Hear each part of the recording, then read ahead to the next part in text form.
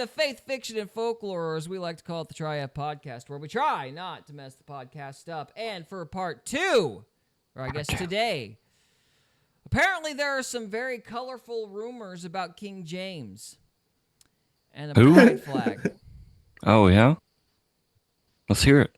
I hate react to it. Yeah, we're going to react to it. I haven't watched it yet, but Trevor said this was a gem. I watched it like 3 months ago and was like, oh, this would be good for the podcast, and I've forgotten all of it, so I will be reacting with you.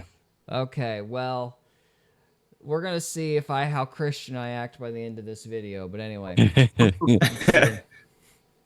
One of the most common questions I have to answer as they have opportunity to talk and teach about the King James Bible is, wasn't King James a homosexual?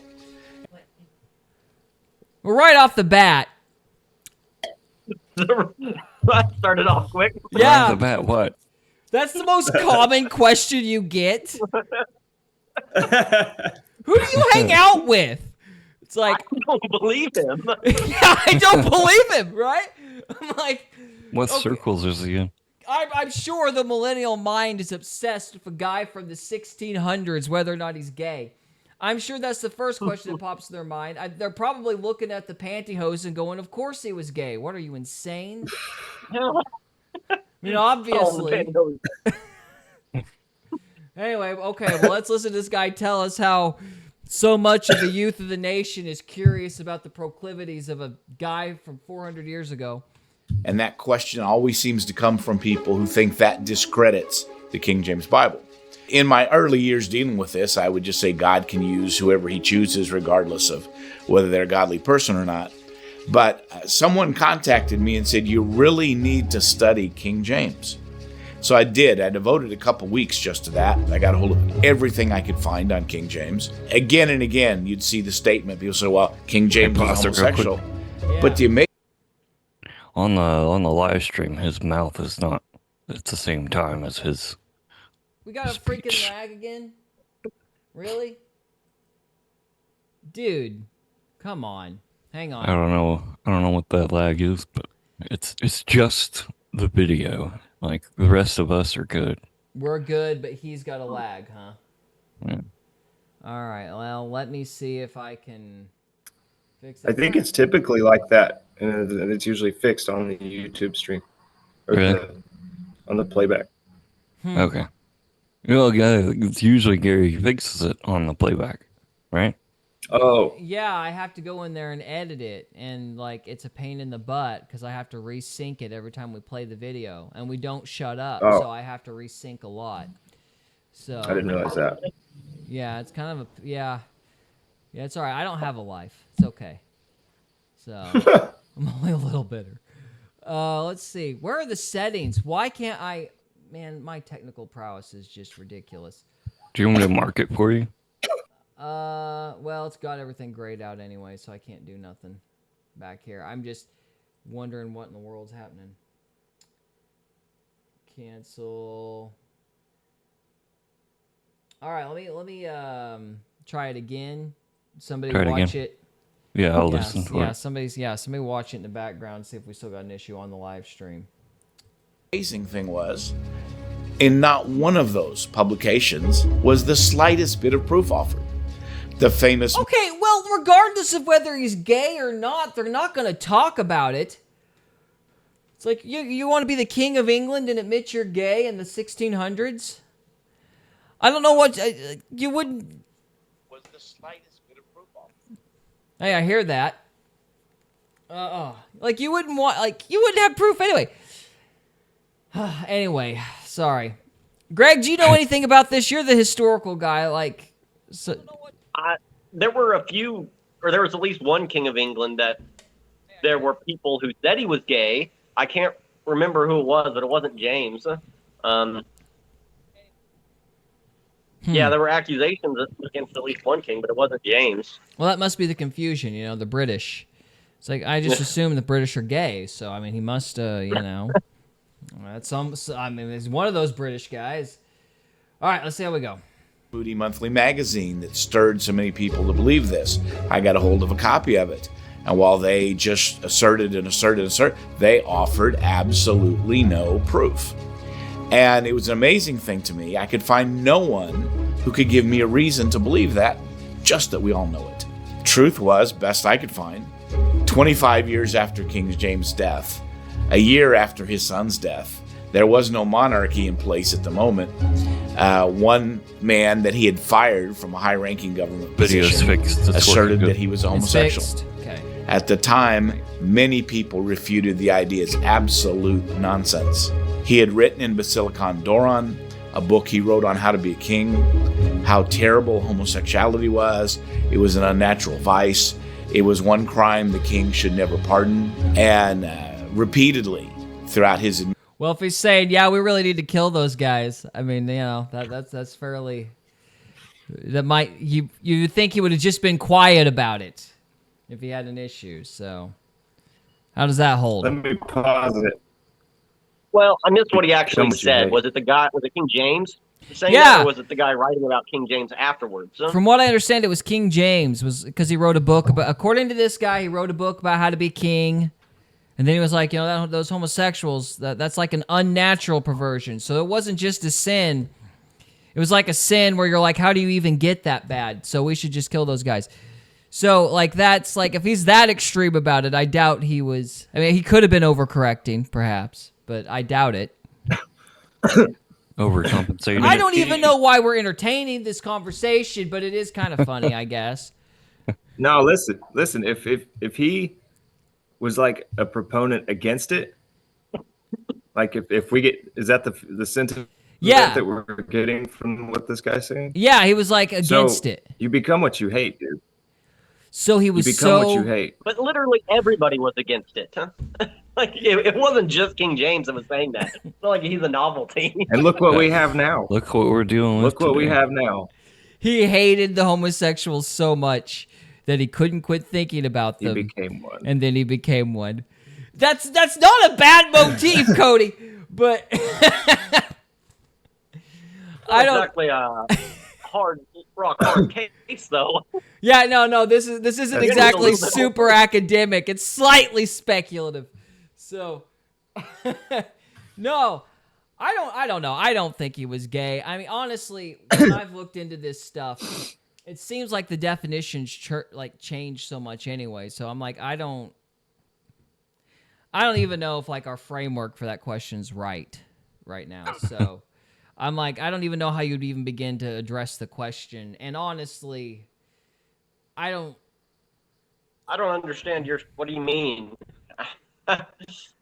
Well, basically, for example, back in like the 1950s. So like this is the pederasty thing. Right? So, for example, Oscar Wilde was charged with homosexuality, but that wasn't what he did. Like, Oscar Wilde was a pederast, and he was running around a 14-year-old kid in the red light district. Same thing with Alan Turing. He was a pet. Was the 14-year-old kid a boy? Yes, he was a boy.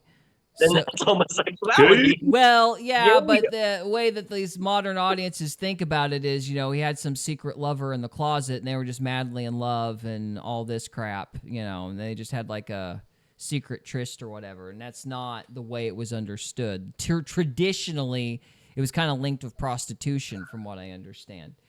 And so Alan Turing was the same way. So like he was convicted of homosexuality. I think he was like one of the last guys to be convicted of homosexuality. This would have been in the 50s. And it was pederasty. He solicited a 14-year-old kid. So it's pederasty is typically the way that it's like used in like court trials and stuff. So yeah. I don't even know. I think they're on the same scale though. I mean, sure, it's a sliding scale. If you're talking about how to even prove something like that from 400 years ago when the definitions of the words changed, like that's my point. Because you don't even know if it's like, are they talking about some kind of like pedophilia, or are they talking about like the way that we like understand homosexuality? Like, I don't know how you would... From what I understand, the words used to be synonymous. See, I don't know about that. Homosexuality and pedophilia used to be the same word. They're the same word, but pretty like... much the same. Go on, Greg. Go on. I mean, you get one, you get the other. They go hand in hand. Well, is that Historically, true? that But no, like in the Bible, it used to be like I don't know, I can't remember the word right now, but the word that's in there means both things. yeah. I Well, don't know. So it's like it's the same yeah, word. it's dicey. It's dicey Well, because you there's get some. into Go on, Greg. Because what we would obviously you're trying to differentiate between like what we see as homosexuality, which is just two adults of the same sex, right. and conflating that with pederasty. But I'm not people conflating it. married That's younger just how back the then. word. That's just how the So word was used. 14 would not have been considered really a child necessarily. It would have been in the 50s. Fair enough. Oh yeah, in the 50s. Yes. With Alan Turing, he was charged with homosexuality specifically, but it was a kid, from what I understand. So in Alan Turing, Well, it sounds like they were trying it's to like take it interchangeable. easy on him. That They could were be, like you in the might be court. right. They were trying to take it easy on him. You could be right, because he was the guy that broke the Enigma code, so that could be it. That's a fair point. So, anyway, I don't know how you would prove it if the definition of the words changed, though, is my point. Like, I don't know. Like, I don't even know how you'd begin this case, and I don't know why they're even asking the question. But, anyway. Word. I don't know. I wasn't planning on having a nuanced debate about the definition of homosexuality tonight, but it's a weird topic because words change over time. So, for example, Yeah. I don't remember which book which translation it was. I want to say Gutenberg, but I could be wrong. I could be very, very wrong about that. But one of those older Bibles, when it was talking about homosexuality, it defined it as men sleeping with kids, like men, like younger boys. And historically, that's what it was, because it was a pecking order thing. Like you would basically, like the way that the Roman culture, and Greg, confirm if I'm right or wrong here, or correct me if I'm wrong, prisons confirm like if that. I'm right. Yeah, it was more like prisons, the way prisons operate. And so they had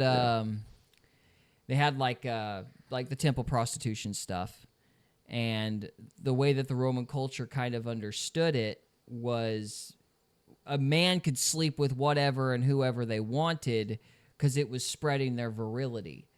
You know what I mean? Now, the way people think of homosexuality in our culture is like Jack from Will and Grace. But you did not want to be Jack from Will and Grace in ancient Rome. They would have killed you, So, so for them, it was like, spreading their dominance, their masculinity around, in a manner of speaking. And that was why there's a book that I read. I never got all the way through it, but I read it was a book called From Shame to Sin. I don't remember the name of the author.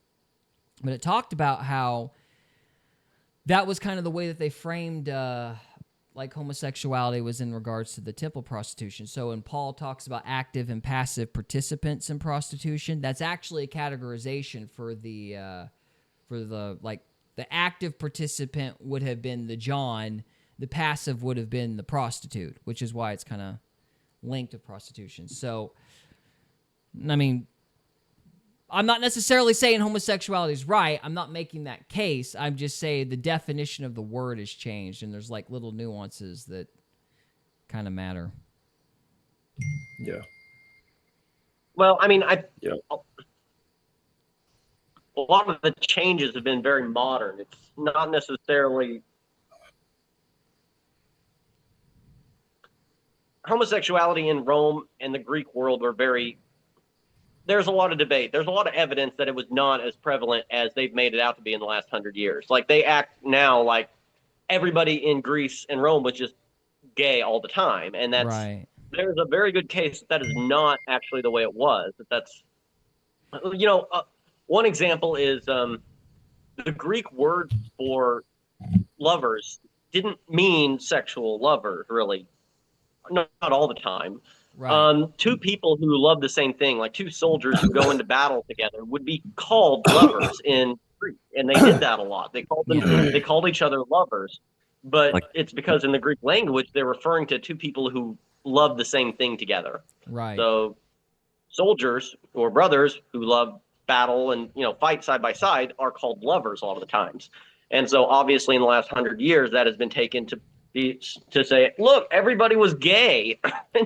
Yeah, but Like that's the exactly what I'm Spartans. talking about, though. The way that the words are used change, and so it's kind of hard to make a cumulative case by going back to firsthand sources, because people but I are would say that inferring their understanding of the terms in a modern context not- when it means something different back then. I don't think the terms were different in the Middle Ages. It's just like a modern thing that we've like homosexuality, like sodomites, that was all a thing. They understood what that meant, huh? Well, homosexuality though has been connected to pederasty though. Like that was his like pedophilia, pederasty, homosexuality were all interchangeable up until the 50s, from what I understand.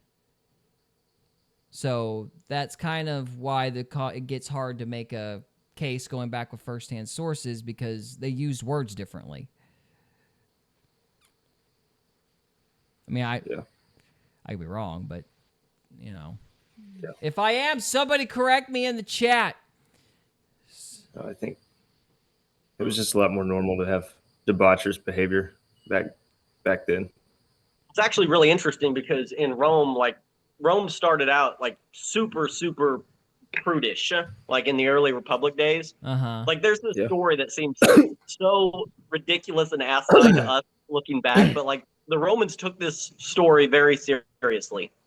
There's two senators who are arguing about whose wife is the most virtuous or the most chaste. And so one Roman says, yeah, well, I'm the only man she's ever been with. That's how chaste my wife is. And the other senator replies, yeah, well, my wife is so chaste, she's never even slept with me. And so, of course, the other senator gets mad because he lost the argument and rapes the guy's wife, and then she has to kill herself. Well, that got dark. Yeah, it got dark real quick. That went straight to 10. Like, That would make a good movie. like they took that seriously. It wasn't really a joke for them. So you can see that in the early Republic, they were very, very prudish, prude about sexuality. And then as Rome became far wealthier and, debauched, the debauchery just really exploded. Yeah. It's kind of interesting to see how far it could go over the course of a few hundred years. Yeah. Oh, yeah. Maybe it just happens mainly at the end of empires. Mm-hmm. I think so. Yeah. I don't know if you can rebound from it, though. I'm kind of hoping you can rebound from it, because if you can't, we're in a lot of trouble. A lot of trouble. But ours isn't necessarily organic. I kind of feel like we've been pushed into hedonism a little bit by my buddies. So It's the parasites. no, the CIA, which are parasites because they take your money. But Same thing. yeah, same thing. Parasites, CIA, yeah. Yeah, whatever. So GI parasites. yeah, CI parasites. I don't know. I feel like ours has been kind of like synthetically orchestrated to an extent. But then again, I don't know. Greg, I'm glad you're here because I was wanting to yell about boomers a little bit tonight. So this is actually fortuitous. The boomers. Well, speaking of like synthetic, one of the things whenever I was reading all that stuff about H.G. Wells that I learned was they tried to do this hedonism, one world government crap in the 30s. And that was really their first attempt, but that generation rejected it. However, when they tried it again in the 60s with the boomers, I mean, it caught on. And so I'm like, okay, was it like a synthetic thing that was built by people with money, or was there something about that generation that made them inclined to accept that they could be God? I just feel like the boomers are really trusting. Like they trust the government because the government, like living in the 50s, 60s, 70s was gravy. It's just crazy to think about that one a man could have like one factory job and like support a family of 5 and have a car and a house, and that is so a pension and all that shit. Yeah. yeah. Hire after 30 years. You can't get pensions anymore. No, you can't get pensions. Yeah, you know, the idea of us getting Social Security is kind of a joke. We're like, yeah, whatever.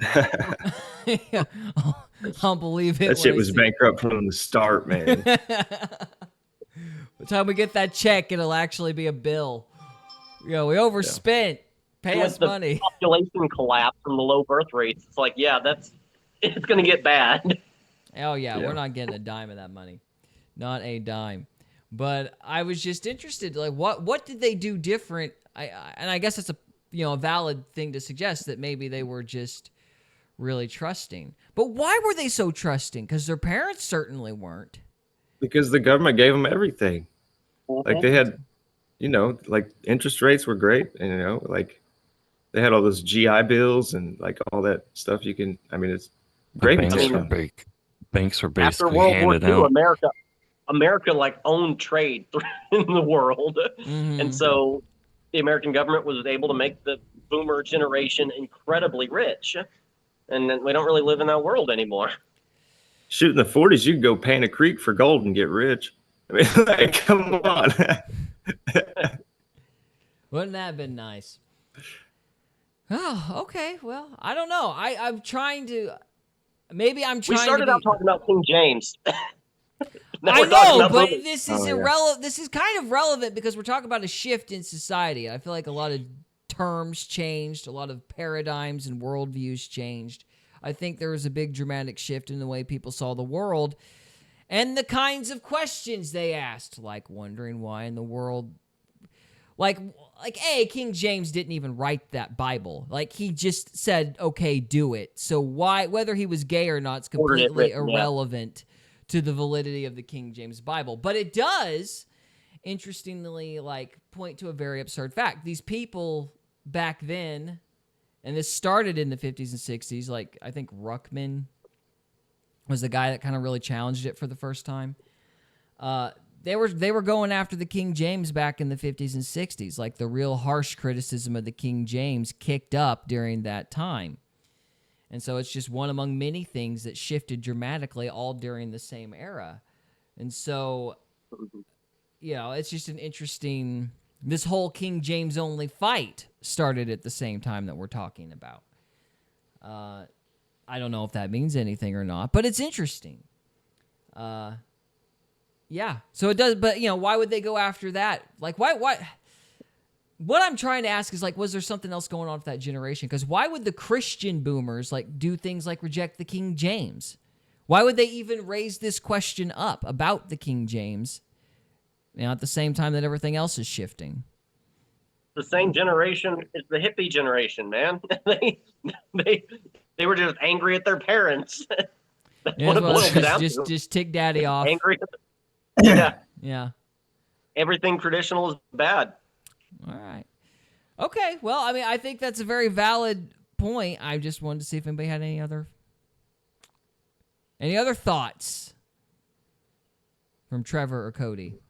Ouch, thoughts. Why do you have any other thoughts as to why they all shifted away from the King James? I'm playing with an idea. It's about the boomer generation. So I'm kind of... I'll tentatively tease it, but I don't really want to go super detailed because I'm not finished building it. I'm trying to... Because I do video editing for my company, right? And one of the classes that I was editing, it had Carl Sagan on there, and Carl Sagan is doing the... I don't remember what it's a specific, like from one of the older churches, kind of a doxology thing. Is in the beginning was the Word. Like, so you have John 1, like in the beginning was the Word, and the Word was God, and the Word was with God, and all of this, and he dwelt with us, glory is the only one of the Father. John 1. So Carl Sagan in his series The Cosmos starts basically mocking that by going, the universe was all there was, all there is, or all there ever will be, And he basically, beat by beat, mocks the Bible. And this is one of the most famous, like, scientific documentaries. Like, this is like when science was at its peak, you know? But there's very little science in this science show, or at least it doesn't open up with science. It opens with, like, this religious credo. And, like, the idea that mankind is full of promise, and we're so small, but we're going to conquer the world. And it was very reminiscent of things to come. You know what I mean? And so I'm kind of playing with this idea of, like, you know, being God and redefining society and shaping the future or whatever.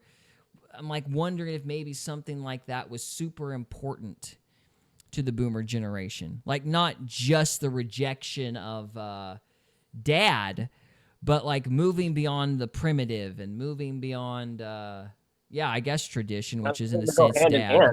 Yeah, they go hand in hand. But there's, like, this progressive element of becoming God almost tied with it. I'm wondering. I'm playing with the idea. It's not fully fleshed out, so you got to bear with me. But I just thought Carl Sagan's... The fact that in a science documentary, they have a religious credo, and it got accepted. Because, again, in the thing about things to come with H.G. Wells and all that pompous bullcrap about taking over the world, the people of that time didn't accept it. Things to Come flopped. That generation rejected H.G. Wells' bullcrap. But Carl Sagan and the like that come up with Cosmos, and then that generation accepts it. I'm wondering if there was an appeal to, you know, like, maybe like the prosperity brought, like, on an arrogance that, you know, made them feel like they were going to be the ones that were going to bring the world into the modern age and advance, you know, get us out of the dark ages. With that prosperity. Yeah. It's like maybe because the World War II generation had the Great Depression and all sorts of hardship, and the boomers didn't have that, you know, not anywhere near on the level our parents did. So maybe that prosperity made them susceptible to guys like H.G. Wells. So I don't know. I'm speculating. So. Well, we're always speculating. Yeah. Wargaming. All right, let's keep listening to why people think King James is gay. Administration as king spoke against homosexuality. And some folks will say homosexuals are often hypocritical about that, especially people in high places. But still goes back, why do you believe that? What's the evidence for it? Whoever saw him commit a homosexual act, he certainly never said a word in favor of homosexuality. And usually folks run to some English customs. Kissing men on the cheek, King James did that a lot. But so did everybody in England. Some cultures adopt that as a form of greeting. I've personally preached in Syria where after the message, all the men who think it was a good sermon come up and kiss you on the cheek. It's just their culture. By the way, Scripture referring to that culture says, greet you one another with a holy kiss. People say, well, King James was known to have bodyguards sleeping in his bed. King James' father was assassinated. He survived 4 assassination attempts. Having bodyguards handy was not some sort of paranoid delusion. And can I just add, people didn't associate sex with literally everything. All right. Yeah. It's like kissed on the cheek. Sex! Sleeping in the same bed. Everything's just sex. It's like you hold up an apple and it's like, that reminds me of sex. It's just like... You want to know... Go on, I'm sorry. Just a little bit of a... on that note, do you know how inns used to operate in the Middle Ages? It's really expensive to have multiple small beds. So you would have one big bed. So you would go to an inn for the night, and you'd have 4 or 5 men all just share a big bed, total strangers.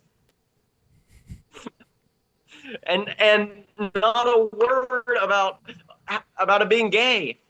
Yeah, because, you know, it's our culture is just so... it's perverted. It's like everything. Our culture is so depraved. Yeah, everything's like automatically associated with sexuality, regardless of what it is. Thank you, Disney. Yeah, probably. Well, a lot of it was just poverty, but you know. Yeah, a lot of it has to do with the fact that how rich and wealthy we are now, like we can afford to have our own beds. Yeah. Having your own bed was something like only the uber wealthy could have done. Right. Yeah. We You can know, afford 500 to years have ago. scruples. Yeah. So yeah, we can afford privacy. That was never a thing. Yeah, exactly. So Like when women went to go bathe in a river, they all went in a big group because one woman is not going to go naked into the woods and take a bath because that's a good way to get raped. Or So they eaten all by a went in bear. a big group. Guess what? It wasn't a big lesbian orgy. Well, some of the baths were mixed. This is the grossest story Yeah. I ever heard. The grossest story I ever heard. I can't even imagine this. But the whole town, the whole blasted town, once a week, they'd get in this giant metal tub and they'd slap a plank in the middle of the tub and they'd eat dinner while taking a bath and talking. And I thought, that is just disgusting. No wonder you people died of the plague. But Right. yeah. Right. You. But that's what they did. It wasn't like, which is kind of why the Victorian modesty standards are like stupid, because that's not how the vast majority of history ever operated. But yeah, lots of times it was we don't quite comprehend how much privacy we have compared to the entire rest of human history. Yeah, it's not normal. The idea of having a 12 kids and you and your wife living in a one-room cabin was normal. Yeah. You saw all of your family naked. Yeah. A lot. They carted you And do you off. think they made do you think they made more kids while the rest of the kids were just out of the house?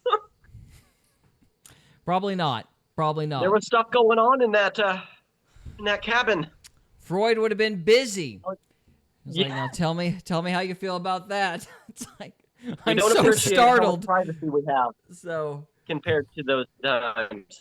yeah, it wasn't great back then. So anyway, maybe we just shouldn't make so many perverted associations. But we're fat, rich, stupid, and bored. So we do. I'm perverted. And perverted. Oh, All it's right. not you. It's a parasite. That's not. That's right. That's right. That hookworm's got y'all.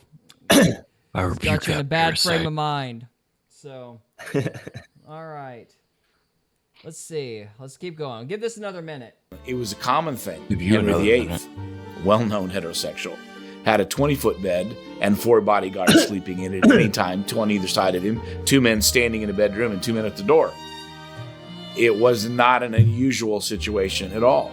One of the very interesting things about King James was his relationship with his wife. Most royal marriages were political, not romantic. Most queens had a separate palace. They lived separately from the king, who would have mistresses living in the royal palace. And that was just normal, but not King James. He and his wife shared their living quarters. That was just virtually unheard of.